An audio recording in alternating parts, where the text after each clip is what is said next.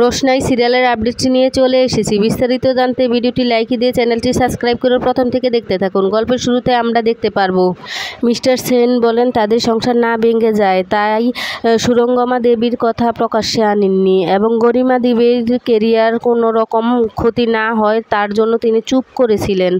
মিথ্যা অপমান সহ্য না করতে পেরে নিজের জীবন দিয়ে দিলেন। রেখে যান তিনি রোশনাইকে। রোশনাইয়ের জন্য তিনি এমন একটা অস্ত্র রেখে যান রোশনাই আজও জানতে পারেনি এবং তার হাতে পৌঁছায়নি। আজ আদালতের সামনে সেই অস্ত্রটি পৌঁছাতে চাই। এই অস্ত্রটি আমার হাতে পৌঁছানোর জন্য যে সাহায্য করেছেন সে আর কেউ নয়, সে হচ্ছে আরণ্য।